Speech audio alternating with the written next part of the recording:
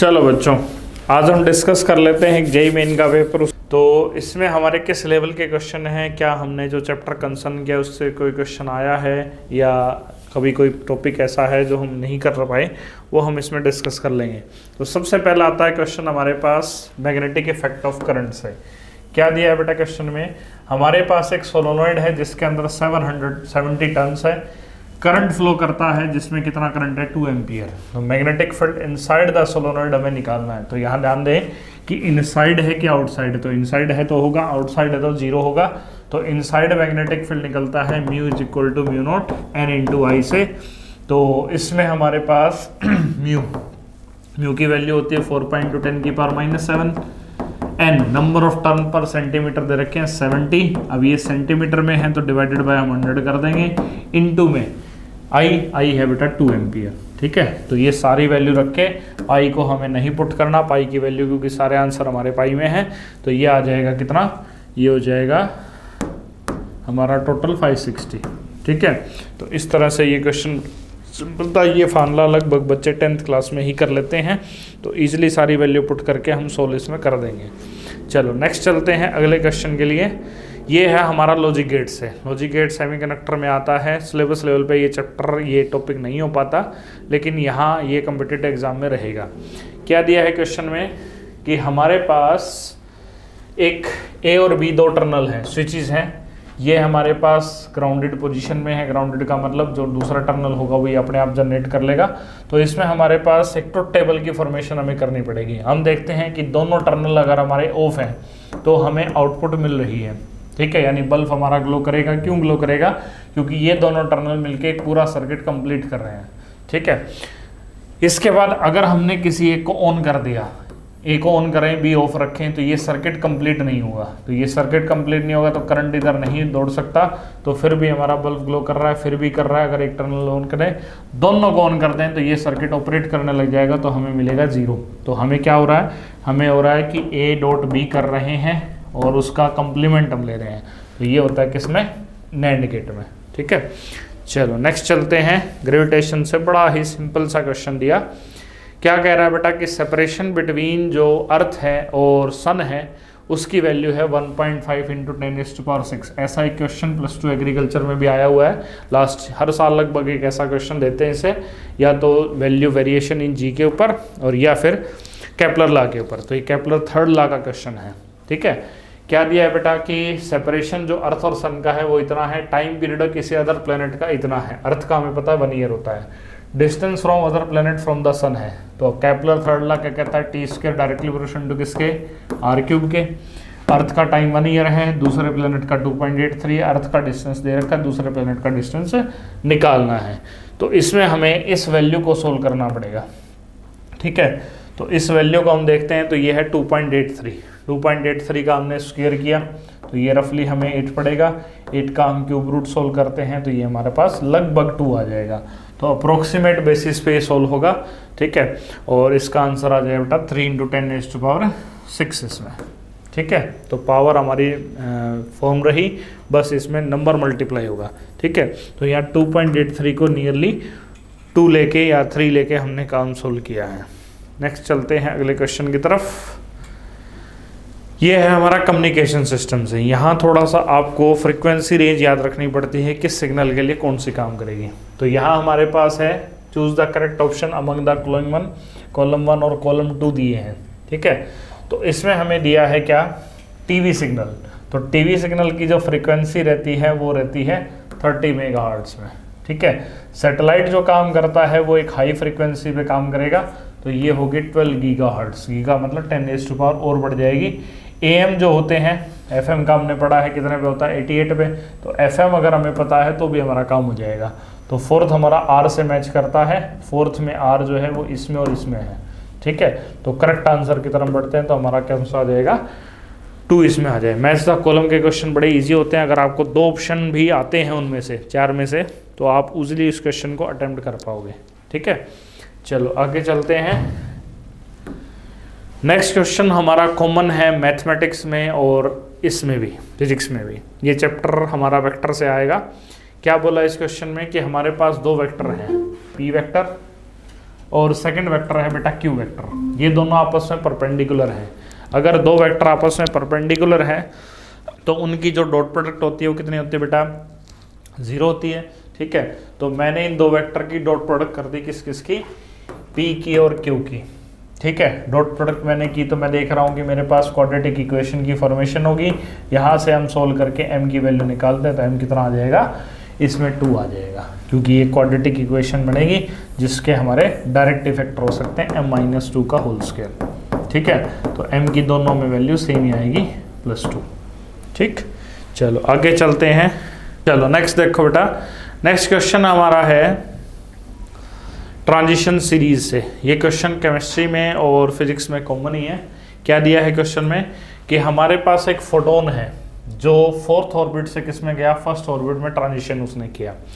Corresponding wavelength जो है वो इस ट्रांसफर के हिसाब से हमें बतानी कितनी होगी। तो लैम्डा डेल्टा ई का फॉर्मूला क्या होता है, hc/λ। अब ये जो डिफरेंस है 4th से 1st का, ये कैसे निकलेगा, तो 1st ऑर्बिट की जो एनर्जी आती है nth ऑर्बिट की, वो होती है -13.6 डिवाइडेड बाय n² eV से। ठीक है, तो यहाँ हम जैसे 1st ऑर्बिट की एनर्जी निकालनी है तो -13.6 हो जाएगी। अगर हमें 4th ऑर्बिट की चाहिए तो ये 13.6 डिवाइडेड बाय किससे हो जाएगा, 16 से हो जाएगा। तो इन दोनों का डिफरेंस करके हमें ये एनर्जी मिलती है। ठीक है, और इसको हम डायरेक्टली फैक्टर दे भी रखा है और होता भी है इसमें 1240 जो आपको बताया था। इससे हम क्या निकाल सकते हैं, उसकी एनर्जी निकाल सकते हैं। ठीक है, तो इसमें था हमारा सिंपल सा क्वेश्चन जो किसके ऊपर था, वेवलेंथ हमें इसकी फाइंड आउट करने दें। चलो आगे चलते हैं। ये है बेटा किससे, ये है न्यूक्लियाई से क्वेश्चन है। इसमें बोला कि एक एक्स एटम है। ठीक है, एक्स एटम में क्या दिया, एक्स एटम में दिया कि हमारे पास 240Z है, न्यूक्लियस है जिसका फ्यूजन हुआ, इससे एनर्जी रिलीज हुई है। Total energy release by 120 gram of this sample will be equal to कितना होगा। ठीक है, तो सबसे पहले हमने नंबर ऑफ मोल्स निकाले। कैसे निकलेंगे, गिवन मास डिवाइडेड बाय जो भी उसका मास नंबर है उससे डिवाइड कर दिया, तो ये आ गया बेटा 1/2।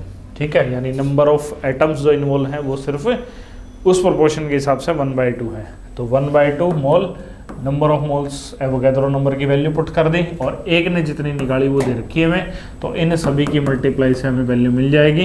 तो ये वैल्यू आएगी 6। ठीक है, न्यूमेरिकल टाइप क्वेश्चन होते हैं जेईई में जिसमें एक नंबर हमें देना होता है 0 से लेके 9 तक के बीच का। तो ये नंबर इसके लिए कितना रहेगा, 6 रहेगा। चलो आगे चलते हैं। नेक्स्ट क्वेश्चन हमारा इलेक्ट्रोमैग्नेटिक वेव से है। इलेक्ट्रोमैग्नेटिक वेव से ऐसा ही क्वेश्चन एक कल भी हमने डिस्कस किया था। फिर क्वेश्चन सेम है, क्वेश्चन को अगर सोल्व करने का तरीका देखा जाए तो बिल्कुल सेम है, सिर्फ यहाँ डिफरेंस पड़ता है कि वैल्यू जो है उसने अलग तरीके से दे रखी है। इलेक्ट्रोमैग्नेटिक वेव है जिसमें ई ए है, बी ए है, करेक्ट रिलेशन हमें दिखाना है। तो हमें पता है जो सी है, वेलोसिटी ऑफ द वेव है, वो E/B के बराबर होती है। ठीक है, और स्पीड का हमने फार्मूला पढ़ा है distance lambda divided by T, या फ्रीक्वेंसी हम लिख सकते हैं। तो ये जो k होता है वो होता है बेटा 2π/λ। ऐसा क्वेश्चन हमने डीपीपी में किया था। ओमेगा जो होता है वो होता है 2 फ्रीक्वेंसी। तो हमें बस इन दोनों को अरेंज करना है जिससे c निकल जाए। तो लैम्डा कैसे आएगा, लैम्डा आएगा इन्वर्सली में। ठीक है, यानी k हमें नीचे रखना पड़ेगा और ओमेगा में ऊपर, तो ये ऑटोमेटिकली लैम्डा इंटू म्यू हो जाएगा। ठीक है, तो इस हिसाब से हमारा आएगा E/B is equal to ω/k। किस में है भाई, E/B is equal to ω/k, first option में ही है। ठीक है, तो इलेक्ट्रोमैग्नेटिक वेव से इन्होंने बड़ा सिंपल सा क्वेश्चन दिया जिसमें आपको वेव इक्वेशन सोल्व करनी आती है, तो आप इसमें काम कर सकते हो। नेक्स्ट चलते हैं। ये क्वेश्चन है हमारा किससे, अब ये टॉपिक हम कर भी रहे हैं, ड्यूल नेचर में किया था ना हमने, एक क्वेश्चन किया था हीलियम अल्फा पार्टिकल और प्रोटॉन के लिए, उसी से मैच करता हुआ क्वेश्चन है। क्या दिया बेटा कि हमारे पास पार्टिकल्स हैं जिनकी काइनेटिक एनर्जी क्या है, सेम है। तो हमें पता है लैम्डा इज इक्वल टू होता है h/√2mk। तो यहाँ लैम्डा जो है वो inversely proportion to under root mass के होगा। ठीक है, और हमारे पास 3 पार्टिकल है, कौन कौन से हैं, एक अल्फा है, दूसरा इलेक्ट्रॉन है, तीसरा प्रोटॉन है। पूछा है कि वेवलेंथ का क्या रिलेशन होता है, तो जो सबसे हैवी पार्टिकल होगा उसकी वेवलेंथ होगी वो सबसे कम इसमें लाई करेगी। तो सबसे हैवी कौन है बेटा इसमें से, अल्फा, इलेक्ट्रॉन, प्रोटॉन में से बोलो जल्दी से, कौन सबसे हैवी पार्टिकल है, अल्फा पार्टिकल सबसे हैवी है, ठीक है। उसके बाद अगला हैवी पार्टिकल जो है वो है कौन, वो है प्रोटॉन, और उसके बाद सबसे लाइटेस्ट है इलेक्ट्रॉन। तो ये रिलेशन वेवलेंथ में करोगे तो उल्टा हो जाएगा, इलेक्ट्रॉन की सबसे ज़्यादा, उसके बाद हमारे पास सबसे ज़्यादा प्रोटॉन और सबसे कम किसकी, अल्फा की होगी, ठीक है। तो ये था डी ब्रोगली वेवलेंथ के ऊपर ड्यूल नेचर से एक क्वेश्चन। चलो आगे चलते हैं। ये जेई मेन का जो भी पेपर हो रहा है ना बेटा 24 25 का, वही पेपर है ये, ठीक है। चलो नेक्स्ट क्वेश्चन पढ़ो बेटा। ये आपने मैग्नेटिज्म में किया होगा, दीक्षित सर ने करवाया था। क्या बोला इसमें हमारे पास एक रोड है, ठीक है, जिसको हमने मैग्नेटिक फील्ड में रोटेट किया है। तो पूछा है कि जो इसके एंड्स पे ईएमएफ जनरेट होगा वो कितना होगा। अब इसमें ध्यान रखने वाली बात ये है कि ये सेंटर से रोटेट हो रही है कि साइड से। तो ये हो रही है बेटा साइड से, ठीक है। अगर साइड से होती है तो ये आती है half B omega L square by 2, और अगर ये सेंटर से होती फिर आप इस ऑप्शन के साथ जाते हैं, ठीक है। तो ये हमारी एंड से हो रही है इसलिए हमें ये लेना पड़ेगा। अगर ये सेंटर से होती तो फिर हम ए ऑप्शन लेते हैं। चलो आगे चलते हैं। ये क्वेश्चन हमें करंट इलेक्ट्रिसिटी से दिया। क्या क्वेश्चन है भाई कि हमारे पास रीडिंग पे चाहिए हमें किसकी, वोल्ट मीटर की, कि वोल्ट मीटर से फिलहाल कितना, ये जो कनेक्टेड है वोल्ट मीटर, इस वोल्ट मीटर की रीडिंग हमें चाहिए। तो सबसे पहले हम क्या करेंगे, सबसे पहले हम फाइंड आउट करेंगे कि सर्किट का टोटल रेजिस्टेंस कितना है। 400 ओम है, ये 100 ओम है, पैरेलल में डायरेक्ट होता है, ऊपर मल्टीप्लाई कर दो बेटा और नीचे प्लस कर दो, तो ये आ जाएगा 0 से 0 कैंसिल, 5 से कैंसिल हो जाए 80 पे, 80 आ गया। ये रेजिस्टेंस डायरेक्ट ही है, तो टोटल रेजिस्टेंस सर्किट का हमारे पास कितना आएगा, टोटल रेजिस्टेंस आ जाएगा 180, ठीक है। तो रेजिस्टेंस इक्विवेलेंट हुआ बेटा 180 के। वोल्टेज जो है वो कितनी है, वोल्टेज हमारे पास 90 है, ठीक है। तो करंट सर्किट के अंदर आ सकता है, करंट आएगा V डिवाइडेड बाय I से, तो ये वैल्यू आई 1/2 एम्पियर, ठीक है। 1/2 एम्पियर जो करंट है वो इसके अंदर आ रहा है। उसके बाद मुझे चाहिए कि वोल्ट मीटर की रीडिंग क्या होगी। तो वोल्ट मीटर की रीडिंग के लिए क्या करेंगे आप, जो सर्किट है V12 यानी जो इस पॉइंट के बीच रेजिस्टेंस है वो हम निकालेंगे। हमें पता चल गया क्या, हमें पता चल गया इसका टोटल वोल्टेज 90, इसको हम रेजिस्टेंस की टर्म में लिख सकते हैं। तो टोटल हमारा है 800 × ये, तो ये 40 आ जाएगा। तो चाहो तो ऐसे कर लो, चाहे करंट जितना आ रहा है उस हिसाब से वोल्टेज में डिवाइड करके और उससे आप निकाल सकते हो। चलो नेक्स्ट करते हैं अगले पार्ट की तरफ, पढ़ो बेटा। आपने जब रे ऑप्टिक्स की तो वहाँ मैंने आपको बताया था कि रिफ्लेक्शन टाइप टेलीस्कोप और रिफ्रैक्शन टाइप टेलीस्कोप जो होते हैं उनमें बेसिकली डिफरेंस क्या आता है कि जब वाइट लाइट गिरती है हमारे किसी भी रिफ्रैक्टिंग टाइप टेलीस्कोप में, तो उसमें वाइट लाइट डिवाइड हो जाती है 7 कलर्स में। तो ये जो 7 कलर्स का डिवीज़न होता है इसको बोलते हैं क्या, क्रोमेटिक अवर्शन, ठीक है। तो ये लेंस का एक डिफेक्ट भी है जिस वजह से हम इसको यूज़ नहीं करते। तो ये कौन सा डिफेक्ट है बेटा, ये है क्रोमेटिक अवर्शन, ठीक है। कलर से रिलेटेड है तो क्रोमेटिक, और अगर वो उसकी शेप से रिलेटेड है तो स्फेरिकल अवर्शन होगा। तो इसका डायरेक्ट आंसर ये रहेगा। नेक्स्ट हमारा क्वेश्चन है यूनिट डायमेंशन से, क्वेश्चन नंबर 13 पढ़े बेटा। इसमें दिया हमें एक फार्मूला, क्या दिया है, फ्रीक्वेंसी, फ्रीक्वेंसी होती है t⁻⁻1 is equal to radius, radius होता है L1⁴ डेंसिटी, डेंसिटी होती है m1 L-3, पावर हो जाएगी b, और सरफेस टेंशन होती है फोर्स पर यूनिट लेंथ, ठीक है। फोर्स होता है m1 L1 t-2 divided by L1 के, तो ये हो जाएगा m1 t-2 और इसकी पावर आ जाएगी बेटा c, ठीक है। तो L में हमें दिख रहा है, M में हमें दिख रहा है कि B है सिर्फ ओनली, ठीक है। इसी तरह T में काम करेंगे, इसी तरह उसके केसेस में काम करते हैं। तो हमारे पास फाइनल रिलेशन जो आता है उसमें M के लिए 0 = B+C है, L के लिए A-3B है और T C की वैल्यू हमें मिल जाएगी। तो A B C तीनों की वैल्यू हम इससे निकाल सकते हैं, ठीक है। थोड़ा सा ये टाइम कंज्यूमिंग है, लगभग हमें 1 मिनट से ज़्यादा समय इसमें लग सकता है यूनिट डायमेंशन पुट करने के लिए। चलो नेक्स्ट क्वेश्चन नंबर 14, ये बड़ा ही सिंपल सा क्वेश्चन है, सिर्फ आपको नॉलेज हो कि कैपेसिटर का फार्मूला मीडियम में क्या होता है। पढ़ो जरा क्वेश्चन को, क्या है, डाइलेक्ट्रिक मीडियम है कितनी 3.5, इंसर्ट किया between the space of plate और डिस्टेंस बिटवीन द प्लेट्स को आपने भी डबल कर दिया। न्यू कैपेसिटेंस बतानी है, अगर ओरिजिनल कैपेसिटेंस ये थी तो C की वैल्यू है 7.5 पिकोफैराड। मीडियम में हम आते हैं तो ये होता है k epsilon not a divided by d। तो पहले तो इसको k से मल्टीप्लाई करना पड़ेगा, दूसरा इसने डिस्टेंस डबल कर दिया, तो इसका मतलब k बाई 2 की मल्टीप्लाई 7.5 से हम कर देंगे, k की वैल्यू पुट कर दो। ठीक है, तो ये आंसर हमारा कितना आ जाएगा, ये आंसर आ जाएगा 105.8 आ जाएगा।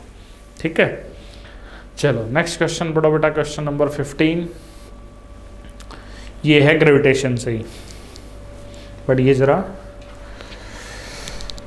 इसमें बोला कि हमारे पास अगर अप और डाउन मूवमेंट हो सरफेस ऑफ अर्थ से, एक्सेलेरेशन ड्यू टू ग्रेविटी दोनों ही केसेस में डिक्रीज होगी। तो ये चीज़ हमने पढ़ी है कि सरफेस से ऊपर जाएं चाहे सरफेस से नीचे जाएं, दोनों ही केसेस में जी की वैल्यू घटती है। ठीक है, acceleration due to gravity change होगी सेम अमाउंट से जब हाइट और डेप्थ में काम होगा। क्या होती है? नहीं होती।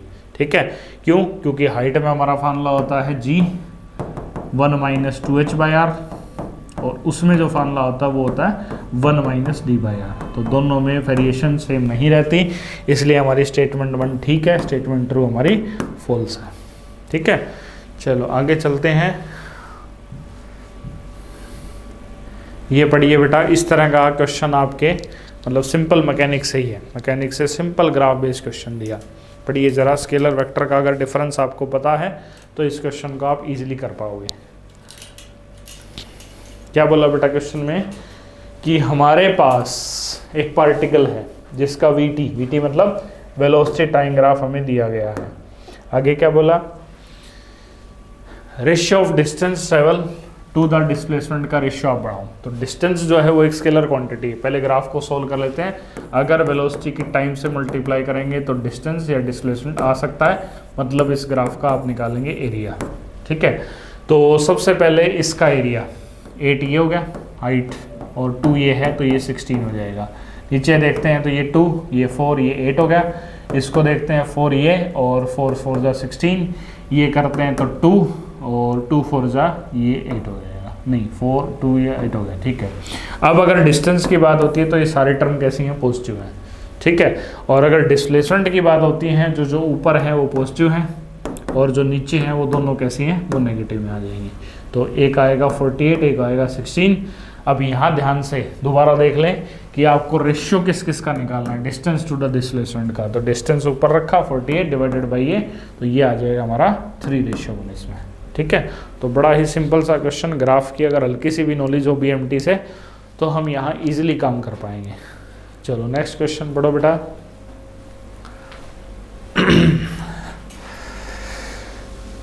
नेक्स्ट क्वेश्चन ने बोला कि एक आइसोथर्मल एक्सपेंशन हुई।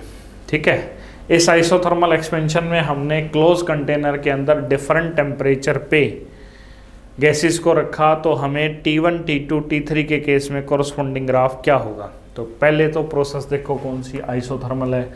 आइसोथर्मल में प्रेशर और वॉल्यूम जो है वो क्या होता है? वो कांस्टेंट होता है, क्योंकि टेम्परेचर तो कांस्टेंट हो गया। ठीक है, तो इसका ग्राफ अगर देखा जाए तो टेम्परेचर बढ़ने से जो स्पेसिफिक हीट कैपेसिटी वो भी क्या होगी? बढ़ेगी। तो इसके केस में हमारा प्रेशर और वॉल्यूम जो है वो इस तरह से वेरी करेगा और सबसे ऊपर वही आएगा जिसका टेम्परेचर सबसे ज़्यादा हो। ठीक है, क्योंकि PV तो कांस्टेंट हो गया तो इसलिए डायरेक्टली ही टेम्परेचर के ऊपर गिरेगा। चलिए बेटा नेक्स्ट क्वेश्चन पढ़िए। ये है हमारा एनर्जी कंजर्वेशन से। ठीक है, पढ़ो जरा बेटा। हाँ भाई, क्या दिया क्वेश्चन में? इसमें दिया हमारे पास एक ब्लॉक है जिसका मास कितना है? जिसका मास है बेटा 200 ग्राम। 200 ग्राम को हम किलोग्राम में कन्वर्ट कर लेंगे। आगे क्या बोला? आगे कहा गया है कि हमारे पास ये कनेक्टेड है किससे? ये एक स्प्रिंग से कनेक्टेड है जिसका स्प्रिंग कांस्टेंट यानी K की वैल्यू गिवन है। इसको रोटेट करें हॉरिजॉन्टल प्लेन में जिसके एंगुलर वेलोसिटी ये है omega. Ratio of elongation in spring to the natural length बतानी है। देखो अगर आप इसको घुमाओगे तो हमारे पास एक एनर्जी है जिसका नाम है m ओमेगा स्क्वायर r। ठीक है, कौन सी? सेंट्रीपिटल। ठीक है, तो ये होगी m ओमेगा स्क्वायर r और ये जो है वो किसके बराबर होगी? ये फोर्स के बराबर होगी। किस फोर्स के? जो ये स्प्रिंग रिस्टोर होगा उसकी फोर्स। तो स्प्रिंग रिस्टोरेशन की फोर्स है उपसला से कितनी? kx के। तो इसमें x को एक तरफ कर सकते हो आप। ठीक है, क्योंकि आपको x और l का रेशियो चाहिए सिर्फ। ठीक है। तो x एक तरफ कर लिया, l एक तरफ, तो ये जो x/l है वो रेशियो हो जाएगा इसका m⍵² minus divided by k minus ω² की सारी वैल्यू है, डायरेक्ट सिर्फ पुट करनी है अपने को। तो ये वैल्यू आ जाएगी 2/3 इसके लिए, ठीक है। चलो आगे चलते हैं नेक्स्ट क्वेश्चन की तरफ। पढ़िए बेटा ज़रा क्वेश्चन। ये सिंपल करंट इलेक्ट्रिसिटी से अगर किसी ने 10th क्लास में NTSC लेवल पढ़ा है तो वो इस क्वेश्चन को कर सकता है। पढ़ो बेटा ज़रा क्या है क्वेश्चन में। क्वेश्चन ने बोला कि एक वायर थी, उसको हमने एक्सटेंड कर लिया या स्ट्रेच कर लिया, कितने परसेंटेज से? उसको हमने एक्सटेंड किया बाय परसेंटेज ऑफ कितना, 20%, लेकिन उसका वॉल्यूम कांस्टेंट रखा, तो क्या एरिया पे असर पड़ेगा? हाँ जी पड़ेगा, ठीक है ना। Find the percentage change in its resistance. तो हमारे पास रेजिस्टेंस का फार्मूला होता है ρl/a। ए को हम लिख सकते हैं वॉल्यूम डिवाइडेड बाय लेंथ के, तो यहाँ से रो डिवाइडेड बाय v और ये l² आ जाएगा, ठीक है। वॉल्यूम तो कांस्टेंट है, तो हमने जो एरिया की डिपेंडेंसी थी वो डायरेक्टली लेंथ पे ले आए। तो यहाँ हमें दिख रहा है कि लेंथ जो है वो 20% बढ़ गई, 100 थी 20 बढ़ा दी, तो ये 120 होगी डिवाइडेड बाय ओरिजिनल 100 थी तो डिवाइड कर दिया, तो ये होगी 1.2L, ठीक है। अब अगर डेल्टा R/R निकालेंगे तो हम क्या करेंगे, हम इसका डेरिवेटिव करेंगे, तो dr डेल्टा R/R हो गया। इसी तरह ये टर्म तो कांस्टेंट है, बाहर आ जाएगी, इसका करेंगे तो 2 डेल्टा L/L हो जाएगा, ठीक है। तो 2 डेल्टा L डिफरेंस हो गया, इसका स्क्वायर कर देंगे, ठीक है, और डिवाइडेड बाई ये, तो ये हमारा 44% का इंक्रीज इसमें है, ठीक है। ऐसे कर लो, चाहो तो फिर उस हिसाब से कर सकते हो एरिया वॉल्यूम निकाल के, लेकिन वो थोड़ा सा लेंथ ही पड़ेगा यहाँ। चलो आगे चलते हैं, पढ़िए जरा बेटा क्वेश्चन, सिंपल सा क्वेश्चन, स्ट्रेस स्ट्रेन से, यंग मॉडुलस और इनसे। इससे बोला है कि हमारे पास स्टील वायर जो होती है वो कंस्ट्रक्शन ऑफ ब्रिजेस हाउसेस के लिए यूज होती है करते हैं हम स्टील वायर, सरिया जो होता है, ठीक है, क्योंकि इनकी मॉडुलस ऑफ इलास्टिसिटी हाई होती है। ये बात भी सही है, मॉडुलस ऑफ इलास्टिसिटी ज़्यादा होगी तभी तो ये लोड स्ट्रेन कर सकते हैं, इसका मतलब ये हमारे लिए बिल्कुल सही है, हम दोनों स्टेटमेंटों को ट्रू मानते हैं, ठीक है। नेक्स्ट क्वेश्चन हमारा लेंस मेकर फार्मूले के ऊपर है। इस तरह के क्वेश्चन आपको बताए गए थे, आ सकते हैं, इसलिए थोड़ा ध्यान से करेंगे। इसमें कहा गया है कि एक लेंस है जिसका रिफ्रैक्टिव इंडेक्स कितना है बेटा, 1.5 है, फोकल लेंथ कितनी है, 18 सेंटीमीटर है। इसको एयर से निकाल के और किस में डाल दिया, वाटर में डाल दिया, तो वाटर में इसकी फोकल लेंथ कुछ कितनी होगी। तो शुरुआत हम करते हैं लेंस मेकर फार्मूले से, जो होती है 1/f is equal to mu, जो ग्लास का मीडियम है, एयर इसमें डिवाइड हो रही है तो एयर का रिफ्रैक्टिव इंडेक्स 1 मानते हैं, -1 1/r1 -1/r2। तो इसको सोल्व करके हम किसकी वैल्यू निकाल सकते हैं, R1 R2 की निकाल सकते हैं। या फिर एक काम आप करो, क्या नई फोकल लेंथ आपको चाहिए तो ये f' है। अब हमने एयर की जगह रिप्लेस करनी किससे, वाटर से, तो वाटर का रिफ्रैक्टिव इंडेक्स दे रखा है 4/3। दोबारा से हमने फार्मूला लगाया, लेकिन अब की बार मीडियम वाटर कर दिया, और सिंपल ये। तो अब इन दोनों को आप डिवाइड कर दो, डिवाइड करोगे तो ये कैंसिल हो जाएगा, इन सबको डिवाइड करते हो तो आपका फाइनल आंसर डिवीजन से आएगा, जो होगा 72। लेकिन ध्यान से क्वेश्चन में पूछा है चेंज इन फोकल लेंथ, कई बार बच्चा जल्दी में ये जो आंसर आया वही टिक कराता है, ठीक है, तो वो हमें नहीं करना, हमें चेंज बताना है, तो चेंज हमने डिफरेंस करके बता दिया, ये आएगा बेटा 54, ठीक है। तो क्वेश्चन को ध्यान से पढ़ें, क्या पूछा है, फोकल लेंथ ही पूछिए कि चेंज इन फोकल लेंथ पूछिए, ठीक है। चलो आगे चलते हैं, पढ़िए जरा बेटा इस क्वेश्चन को। इसमें हमारे पास 2 सेमी सर्कुलर आर्क थी, एक आर्क ये है, दूसरी आर्क ये है, जिनकी चार्ज डेंसिटी लैम्डा है। Find the potential at point O। तो दोनों की वजह से मुझे ए पॉइंट पे पोटेंशियल चाहिए। अब सेमी सर्कुलर आर्क का जो पोटेंशियल होता है उसको हम लेंथ के टर्म में निकाल सकते हैं, k लैम्डा पाई r1, और जो इसका O पॉइंट से डिस्टेंस है वो भी सेम ही है। इसी तरह ये आ जाएगा, तो दोनों को ऐड करके ये आ जाएगा lambda divided by 2 epsilon not के, ठीक है। ये पोटेंशियल में आप लोगों ने किया होगा, वहाँ से ये क्वेश्चन आता है। चलो नेक्स्ट में क्या पूछा भाई, ratio of molar heat capacity at constant pressure to the constant volume of और मोनोटॉमिक एंड डायटोमिक गैस। तो इसमें हमें monatomic diatomic kinetic theory of gas से क्वेश्चन होगा। ये क्वेश्चन कॉमन है, फिजिक्स में भी हो सकता है और ये क्वेश्चन केमिस्ट्री में भी पॉसिबल है क्या बोला बेटा क्वेश्चन में कि हमारे पास मोलर हीट कैपेसिटी किसके लिए चाहिए, मोनोएटॉमिक। तो मोनोएटॉमिक गैस की जो मोलर स्पेसिफिक हीट कैपेसिटी होती है वो होती है 5/3, ठीक है। और दूसरा किसकी है, दूसरी है डायटोमिक, तो डायटोमिक की होती है 7/5। तो इन दोनों को सिर्फ अपने को डिवाइड करना है, ठीक है। तो ये आ जाएगा 25/51। इसको हम चाहें तो डिग्री ऑफ फ्रीडम से भी निकाल सकते हैं, 3a-b। तो ये चैप्टर जब करेंगे तो इस क्वेश्चन को आप इजीली कर पाओगे। चलो आगे चलते हैं। क्या बोला क्वेश्चन में, current through the battery after a long time. Long time का मतलब, लॉन्ग टाइम का मतलब जब ये इंडक्टर ऑपरेट करके थक चुका होगा, ठीक है।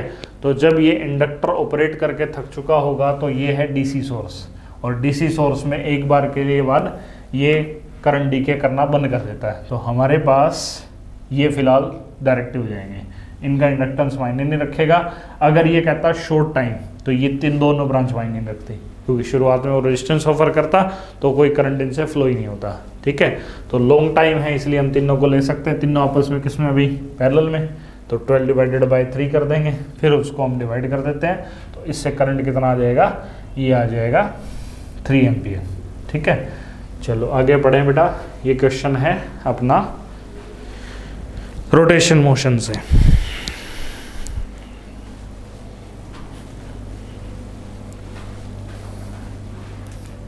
क्या दिया क्वेश्चन में कि एक सॉलिड सिलेंडर है, इस सॉलिड सिलेंडर का रेडियस गिवन है r, लेंथ गिवन है l, जिसका मोमेंट ऑफ इनर्शिया कितना I1 है।